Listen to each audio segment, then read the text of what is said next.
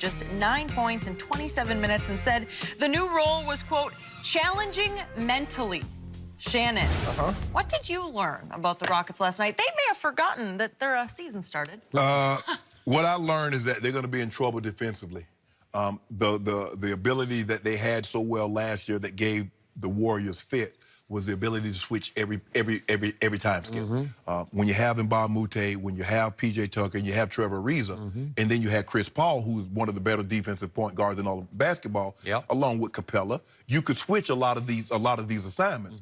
Well, when you trade out Ariza and Mbah Moute for Carmelo, now Carmelo plays even less defense than LeBron. Now, at least LeBron will roam and dive in the passing lane and get some steals. He gets some chase down blocks. Melo's not playing any defense. And so now you got Melo that's not going to play defense. James Harden's not playing any defense. P.J. Tucker is undersized. Skip, they had P.J. Tucker trying to guard Anthony Davis. Really? What you going to do with that? And now is that they're really going to have these threes going in because teams are going to be able to get whatever they want because they're defensively challenged now as opposed to last year.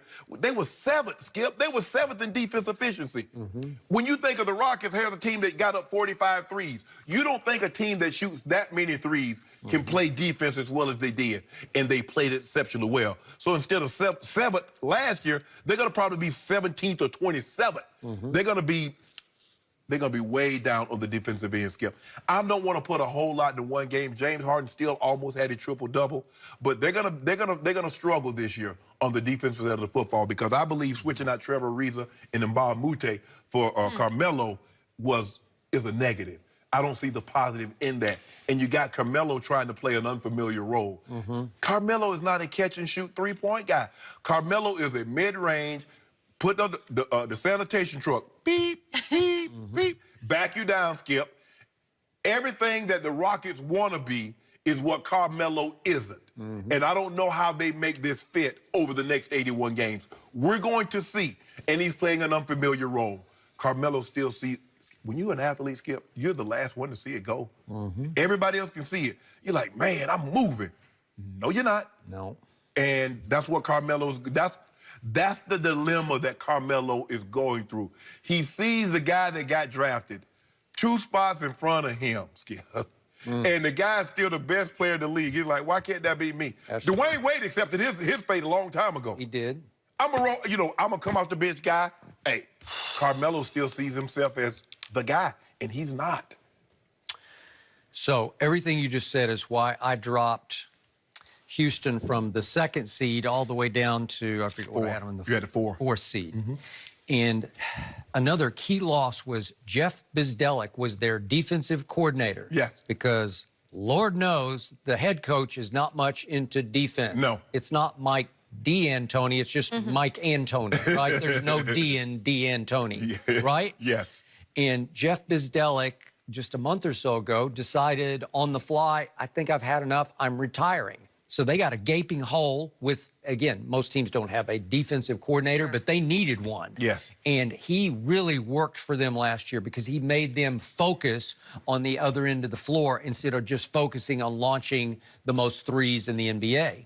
So all of a sudden, to your point, you take away their 2 best defenders as far as just blood and guts guys, elbow grease guys, blue-collar guys who will really play hard on the other end of the floor. You take both of those away and you add Melo, that's a lethal mix. And last night, the Pelicans took advantage of it and scored 71 points in the first half at Houston in the home opener.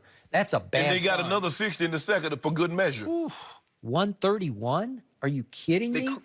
And they, again, I must admit, I was amazed and impressed that Carmelo Anthony agreed to come off the bench last night. Did he have a choice? I don't know. He probably did, but again, Chris Paul loves him some Carmelo. They are very close friends, and I'm sure Chris went to bat for him, or he went to him and said, we need you to come off the bench, because Chris is going to be the mediator there. He's not going to listen to D'Antoni about this. So the point is, They started James Ennis III, and he played 24 minutes, but off the bench, Carmelo played 27 minutes and shot 3 for 10, and it just doesn't do them any good because they lose their defensive identity with Carmelo. Correct. So I just don't love this team, but I'm going to say it again. I really loved the visiting team last night. And maybe they're not deep enough, but just in 1 through 6 firepower, whew, they're going to cause some big problems for teams. They wiped the Rockets out on the boards, 54-37. They had 3 guys that have at least double figures in rebounds, and Julius Randle chipped in, playing less than 24 minutes, had 8. 8. So they have 3 guys go into double figures in rebounds, 10, 16, and 10, and then you get 8 more. Yeah, you're going to win that game. Yeah. And especially if you shoot 40% from 3. Is Mirotic going to make 6 out of 8 every night? But he's capable of shooting 40% from 3. But you better not. But you better not let him shoot 53% from the field either.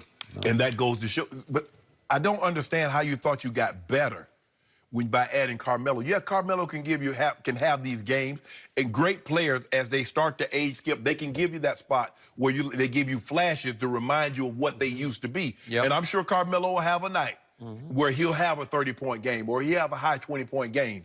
But at the end of the day, if you can't stop anybody, Carmelo can't have enough of those games to offset the other team getting, like you said, 71 in the first half and another 60 in the second half. I think you're going to see maybe not 70, but I think you're going to see a lot of teams get high 50s, 60s on this team in a half because of their inability to play defense. You don't lose what they lost. Trevor Ariza always had the toughest assignment. He had to guard KD. He had to guard LeBron. He had to guard the toughest wing player. Okay, then you could throw Mbah Moute at him. And then P.J. Tucker. Now those 2 guys are gone. You're going to throw Carmelo at LeBron? You're going to throw Carmelo at KD? Nope. No. And it's funny what you say, the athlete's the last to see that it's over. Yes. Well, sometimes his friends can be the last to see it because in Oklahoma City last year, not that he's that close with Russ, but Westbrook and Paul George thought, we got Carmelo, and so it was the okay 3, you know, like it was, they got their big 3. Right. No, you don't. You're living in the past because he's past tense. Yes. It's not. He's a shell of what he once was. Yeah, he's not Melo anymore, as you said. He's just Anthony. He's Carmelo. Hey, Melo. No more. No, and that's the thing. And you remember Skip and LeBron in the barbershop, he says, you got to have people around you. Say, nah, bro, it's up. Yeah. You got to have people around you to tell you what you need to know, not what you want to hear. Okay. That's true. Yeah. Who's telling Carmelo? He's talking to Drake about when do you know when it's time. Right. Yep. Getting in is easy. Yep. Because when you got the talent. That conversation was actually more about Drake. When does he know it's time to move on from rap? Right. You know, when does he become an actor or do something? And LeBron was like, that's when, you know, you got to have people around you to tell you, nah, bro, you're not that guy anymore. Getting in is easy. It's getting out that's the hard part. Because when you've been great for such a long time, Carmelo Anthony's probably been great since he was 14. He was always the best player. He wanted to think about it. He did something very few people get to do, Skip. He led a team to a national championship as a true freshman. He did. There are not very many guys that can say that. And he did that. And when he was at the Nuggets, he was the best player. At the Knicks, he was the best player. So he's always been, for 20-plus years, the best player. Now that he's not, and he's not close to what he once was, it's hard to let that go, Skip. It's hard. He looks in better shape than he looked last year in Oklahoma City, but he is not in LeBron's league for being in shape. Like the reason LeBron is still at the highest level in year 16 is his commitment in the weight room and the cardio and the whole thing. Yeah, he gets it in. He gets it in. He gets it in. And Melo clearly does not get it in. Well, a lot of times, Skip, what we get is that we get athletes when they start to get at the end of their career, that's when they want to get in the best shape. Yeah. Oh, I'm going to start working out now. Or I'm going to start eating right now. Whoa, bruh. It's almost over. You can't. Time is the one thing you can't ever recapture. Nope. If you lose some money, you can make that up. You get lucky, invest in the right stock, you can make up a little money. Time is the one thing that once it's gone, it's never recaptured. True. So, Carmelo, you getting in shape now in year 16 is different than if you were trying to get in shape in year 6. I don't know. Doesn't happen overnight. Nah. This doesn't feel right. We'll see. What, it doesn't feel right, him coming off the bench? Or him, just the way he looks? Their whole look of their team just felt so different than it looked a year ago. Seems like a lot of pieces, they just threw a lot of stuff together. Okay, well, we just add Carmelo, we good. Nah, you're not good. I mean, Eric Gordon is gonna be great off the bench. That's what he does. Yep. But I don't see Michael Carter-Williams. I never liked him, and I don't think he's going to help them. Skip, the dude was Rookie of the Year, though, and he can't find a home to save his life. No. I mean, he's gonna play on almost every team in the NBA. Always hurt, always a problem. Well, all week we have been talking about the Cowboys and their offense, but are they going to make a big trade for a new wide receiver? We'll discuss Maybe. that next.